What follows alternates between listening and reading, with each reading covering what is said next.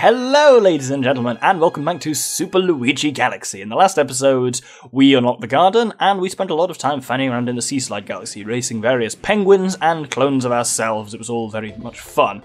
This time we're into the Toy Time Galaxy, and we're on to episode 2, Luigi Meets Mario. And this is one of those nice ones where they changed the name as well, because this is called Mario Meets Mario, normally, and I'm glad they changed it, because you see that in the background? That is where we are eventually aiming, is the Mario Planetoid. Shame they don't change it to Luigi, but hey. Actually, yeah, in fairness, they do that somewhat later in the game, and it's strange and evil, so yeah, be careful what you wish for. So, we've got this planetoid here where we need to gather once again. I say once again like it's a thing we were doing particularly recently. We weren't doing anything recently because it's the beginning of an episode, but this is still just one recording session, so this is my second recording session ever of Mario Galaxy, so I must admit, this is a really fun one to just sit down and record quite a lot of, because it's just so easy on the recording side of things. Like, I'm basically never off camera, so it's just a case of, well, like, I've recorded this is the 6th episode, so I've recorded 5 more episodes previous to that, and my recording is on 2 hours and 8. So that's 5 episodes at basically, well, what's 25 minutes to record an episode, but that's a little bit of failure and off-camera time, so that's pretty bloody straightforward. Which I really like about this. It's very easy to sit down and play, compared to like Metroid Prime, which required a lot of thinking, which then meant, and also because I had a lot of off-camera time, I could sit down and record like 4 hours and that'd be like 6 episodes, whereas this is like 6 episodes in 2 hours. So it's much nicer to power through great chunks of it, but I think this is going to be the end of my recording for tonight. So, that light there implies this is where the star is going to be, but we've got to get to it first. These platforms, when we stand on them, start tilting, and that's not a weight thing, they will just keep spinning indefinitely now, and these ones disappear once we've stood on them, so... Oh, and the rest of it's lava. So this one is quite evil. There's a comet mission on this... Oh, bugger. Shit. Oh, bugger. There's a comet mission on this later on that is one of the hardest ones in the game. But fortunately, this isn't that, so let's quickly spin the camera around. I'm taking a very specific route, a specific type of route here, because I know something evil the game's about to try and pull on me. Oh, bugger! Oh, bugger! Yes, as I was saying, I know there's something the game's about to pull, which is, look where the star spawns, when you finally gather all 5 of the silver stars. It goes all the way back to the beginning of the planetoid. And if you've crossed your path in a way that makes that impossible to get to, you're fucked. And that's an evil, evil move by the game. So you've got to make sure that you don't cross your path enough that you can make sure you can kind of largely sweep a circle and they'll let you get back to the beginning. Anyway, we've actually unlocked a new galaxy. Well, technically we unlocked it with our last start at the end of the last episode, but I wanted to do that one because I quite like that one. Nicer opening one. Though this next level is pretty cool. We're going to head up to the garden. So here, with 52 stars, we unlock the Melty Molten Galaxy, and this one is fun, but can be very hard. Let's do episode 1. Mission 1. What do I call them episodes? Well, Mario Sunshine, obviously. So this is the Sinking Lava Spire. And it's a long episode. A long mission. And just remember this throughout it. There exists a Daredevil run of this mission. It's probably the single hardest Daredevil run in the game. It's strange and evil, and cruel and unusual, and all sorts of other unpleasant adjectives. So just bear that in mind while I'm doing this entire mission. Just imagine doing it without taking a single peep of damage. But as you can see, I'm just dodging some guys at the beginning there. This thing rocks in response to where we're standing, and obviously ending up in the lava is bad for you. This also, when you stand on it, starts sinking down. And once again, lava is bad. These fumaroles will damage you as well, so as you can see already, there's a lot that wants to kill you in this level. Ground pound this thing. And a lot of it slides down, exposing a wall jump section here. So there, I would have lost the Daredevil run already, because I jumped straight into those fumaroles. Yes, that is technically the correct term. Though I only know that from Twilight Princess, when one of the Gorons complains about another hot fumarole, the volcano must be angry. So who says games aren't educational? So that causes taking that launch star causes the volcano to explode behind you, and take you to this rather interesting section. There's a hungry Luma there who's a secret star at some point, and then, oh dear, nope, come over here, there we go. Now it's all about pull starring through these globes, which shoot fire between one another, which is also great. Aye! So yes, once, oh! Aye. What I was going to say is, yeah, once again, imagine doing this without taking any damage. And you won't have to mention for long, because that'll be me in, like, 10 episodes' time, probably. And you'll get to watch it, and it's going to be awful. I hate this one. It's just evil. Like, there's no good way about it. It's not like one that's, like, fun. It's not, like, hard but rewarding. I mean, yes, it's kind of good when you do it in the end, but it's so difficult. I mean, I'm being a bit careless here, like, doing shit like that. Weirdly, I'm losing a lot of health trying to get down to the life stream, which is bloody stupid. I'm losing like 3 lives in it. Come on, man. Be sensible. See, when you're careful, it's a lot easier, and then the life stream will make this even easier still. Basically, it's all about, you'll never get hit while you're on a pull star, so you can just move between them and wait.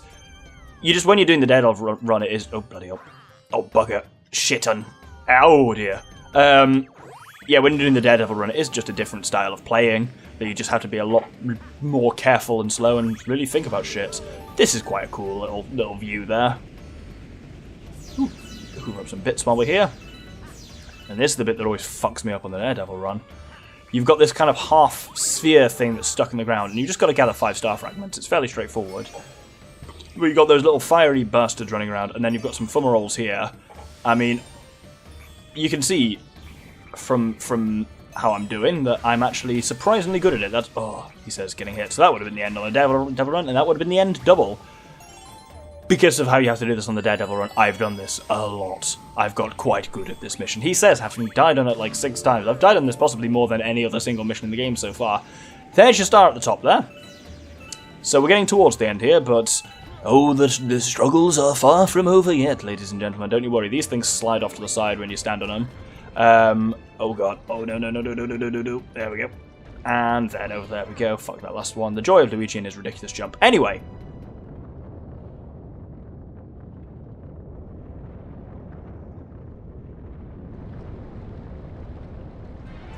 Here is the eponymous sinking lava spire. And as you can see, the whole spire is sinking into the lava, unsurprisingly. And there's, oh, well, obviously don't run off into the lava, that's pretty bad. There's one bit here which, without fail, almost always is the thing that kills me on the Daredevil run. There it is! That fucking rock that drops down and lands straight on your head. And then it's like, oh, well, there's 2 minutes of your life that you're not getting back. Enjoy. Those boulders are unpleasant. Hit this and you will open up your way ahead. Oh, balls! Not with that attitude, you won't. Got to be a bit more careful. Well, I don't hear, but... See, I'm thinking about doing this as the Daredevil runner, and it's good to get that mindset going, because otherwise it's a real fucking surprise when it hits you. Ooh, I'm on 95 bits, so if I can just gather a few more, I'll get a 1-up. There we go, that was nice. Glad I did that. Not that I'm planning on dying, but... I mean, I'm never planning on dying in this game, but it happens quite a lot nonetheless, doesn't it? Once you're at the top, a couple of spins will unleash the star from its prison. Come on, man, I've not got a lot of time. Wonderful. Fun mission, as I say. Well, it's not... Yeah, it's fun enough. I enjoy it. Just, its Daredevil one is evil. Let's head to the Gusty Garden Galaxy, where a little something special is in orbit. So, speaking of Daredevil runs, there's one in orbit here around the Gusty Garden Galaxy. And this is Major Burrow's Daredevil run, and this is one of the easier Daredevil runs in the game, because Major Burrow's is a fairly straightforward boss, because you only need to get 3 hits on him. One of those hits, like your first hit, basically he's not even attacking you during that time, so you only really have to get 2 hits, because I don't even count the first one, and he's, as long as you know what you're doing, he's quite straightforward. He's actually a bit problematic with Luigi, if anything, because sometimes Luigi moves a bit too fast for him to catch you up properly, but you gotta wait for him here, like, to pop up. And then ground pound and spin, you saw this in the past.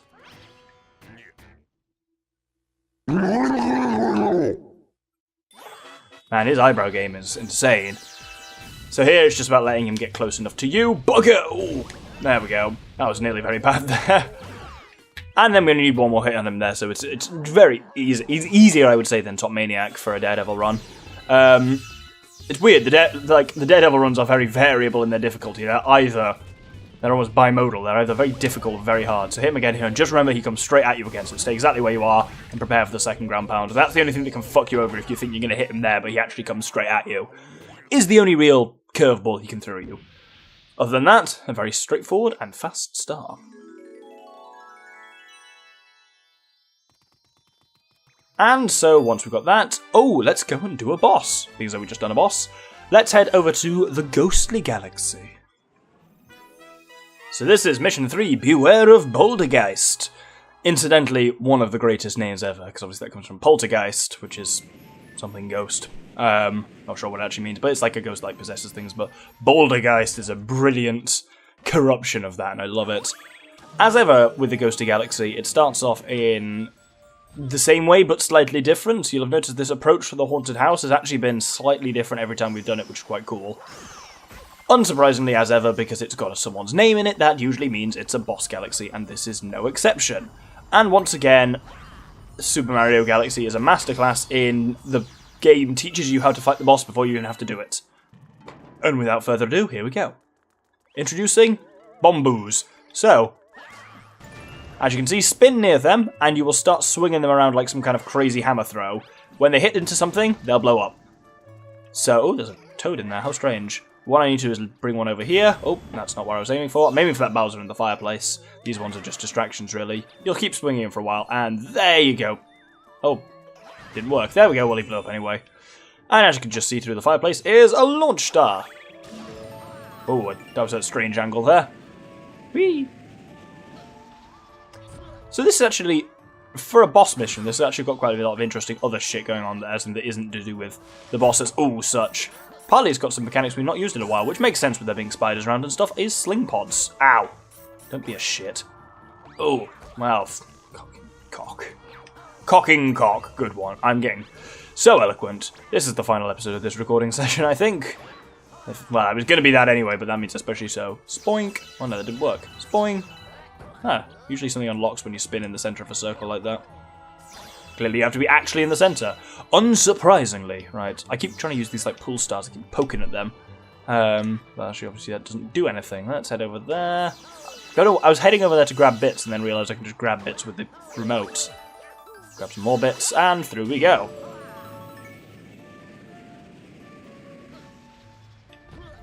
So here there's a couple of Bomboos that are just spawned in by default. If you use both of them you can grab yourself a coin and a 1-up, which is quite nice, and then you got a bit of a sling pod maze up ahead. I think it's all about gathering the old pull star pieces. Let's grab that one.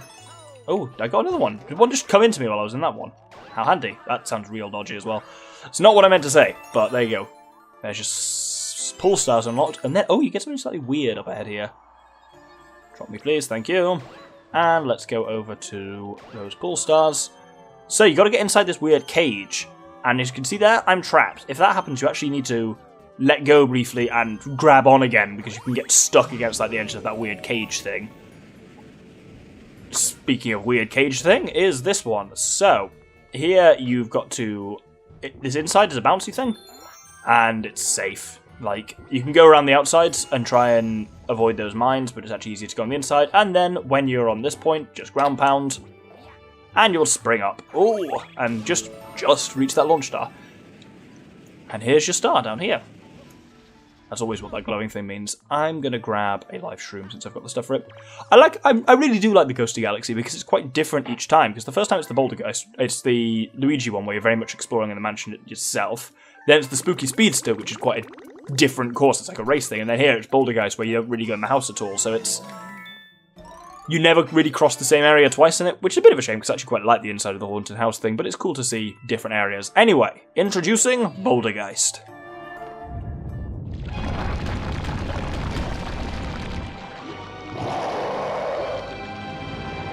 He looks like a Pokemon, he looks like a Trevenant or something. Anyway, he throws all these blocks at you. Keep an eye on the black ones, because when they land, they turn into Bomboos, and that's how we fight him. Use a couple of Bomboos, slam them into him. You can actually grab multiple of them at the same time, but I grabbed two separately there. And this process repeats... Well, no, first he makes some spikes, because he's a real bastard. I should really like the music on him, it's quite sinister. So once again, yeah, keep track of the black ones, and then if we grab... some Bomboo. Oh shit, well I caught that up really bad. Oh, that Bomboo's actually still going. Oh, no, he's throwing shit at me. Oh, fuck you. Right, so now is the time to damage him, because his little weird dangling uvula thing is exposed. Hit that with a Bomboo, and you lose some damage.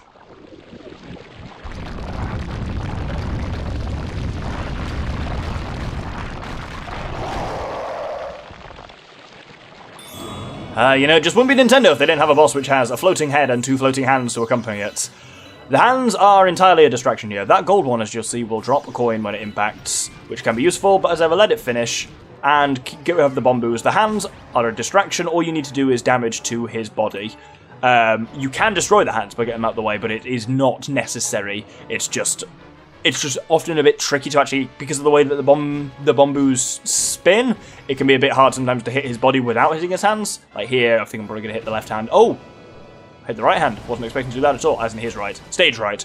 I think they take either 2 or 3 to knock down. He does some punching attacks, but they're fairly easy to dodge. Just be aware, as ever, that, like all bosses, Bouldergeist has a Daredevil run, so, as ever, while fighting him, have a think about how you would fight him without taking any damage. He is he's one of the harder of the Daredevil runs, because you have to play very carefully to avoid being hit. I mean, that's always the case. That's literally how that works. Shall I try and grab 2 Bombus at once? I've not done that yet. Well, that's not going to happen because I blew that one up anyway. Oh, well, there goes the left hand. 2 hits, it turns out, to take a hand out. Oh, bugger, I'm trapped. Hup. There you go. Those things will stay there unless you can trick him into punching through them. They're the only thing that can destroy them, otherwise these spikes do stay up indefinitely, which is kind of cool. Right, we should be able to do him in here. If we get a couple of Bombus up and running. There we go, 2 Bombus. Bam. And the other one escaped, but he spawns a few more to hit his uvula with, and uvula!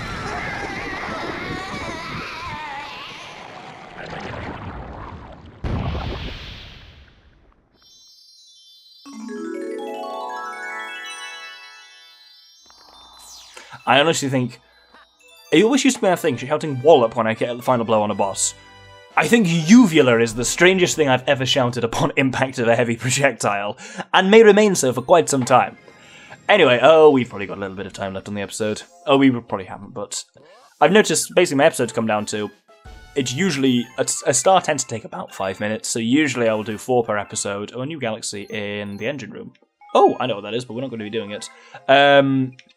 So usually it's 4 per episode, unless there have been any particularly short ones, but most of the comic missions actually tend to be quite short. Speedruns are quite long, but like that Major Burroughs Daredevil was only like 2 minutes, so I suspect I've got time for... Oh, up I go! Didn't mean to do that. I've got time for one final mission, because it's a relatively short one as well. It's our first time, actually, I think in quite a while, doing a one-shot galaxy, so a mission from a galaxy that only has one mission in it. Which is one we've not been to before, but obviously it's one we've not been to before because it's a one-shot, so you've gone to it before we would have completed it. Here in the bedroom is... the Honey Climb Galaxy. So there's only one mission in this, scaling the sticky wall, which just plays around with Luigi, and the wall climbing mechanic, and it's got this music as well, the Exercise in the Skies or whatever it's called. This one's from Mario World, isn't it? Yeah. Because I'm thinking I was thinking of the Yoshi's Island one. There is a level in Yoshi's Island Advance called Exercise in the Skies. So, weird thing with this, you have to make sure you fly off. Like, you jump when you're still very much towards the centre of the thing, and then you'll kind of fly like that, where you're centred as if you'll fall towards the planet. Otherwise, like, if I do that, for example, then you'll fall vertically downwards, whereas you want to kind of fall inwards. So it's important that you disembark properly from the actual honeycomb. This one can be quite tough with Luigi, as opposed... I'll do that. As opposed to Mario, because of the fact that Luigi... His slippery shoes still affect how he is as a bee. Like, watch what happens when I start moving. Okay, let's try that again. He has to accelerate up to his proper moving speed, and you'll see in just a second exactly why that's a challenge. Because there's a really hard bit here where you need to be able to move quickly, and Luigi just actually really isn't capable of doing that. But if we go on here, you'll see there are falling meteorites, and these are the ones I was saying, that for dodging these, you need sometimes quicker movement than it feels like Luigi can provide, especially for this bit here where you've got the 3 of them coming down. You can just actually fly off and try and avoid them entirely, or snake between them there, but Luigi's handling is not good, and if you get hit, you're dead. I'm just going to try and jeb my way past them with flights. So if you fly out like that, you can be well above them, then you just drop down. It feels a bit dirty, but it technically works quite nicely. So now we just need to grab some bits. We don't need to grab the bits, but I'm certainly going to fly over here. Yeah, you can jeb this level a little bit just using the flight ability. Good chance to gather some bits as well. like a lot of the one-shot galaxies, be it a Hungry Luma galaxy or just an in-dome one-shot. They often tend to be quite bit-heavy. And now it's just about dodging Mandibugs for the rest of it. Because of the way gravity is, you can't kill them, because if you do a ground pound here, you're going to go straight south, and it's going to really badly and be quite embarrassing for you, so don't do that. Head over here, recharge my fly.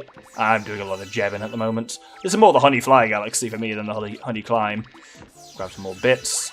And here we can just fly. Oh, I've gone off at the wrong angle. It's making me do the thing. Alright, there we go. Yeah, because flying across is much easier than flying up, and if you depart the honey correctly, you end up flying across, but up, rather than flying up. Hopefully you know what I mean. I've shown it better than I've told it. But anyway, there is our star. And we'll end the episode there. Thank you very much for watching. Next episode, we've got a Hungry Luma to do, and we've got more stuff to do in the engine room. Thank you very much, and hope you join me then. Good day.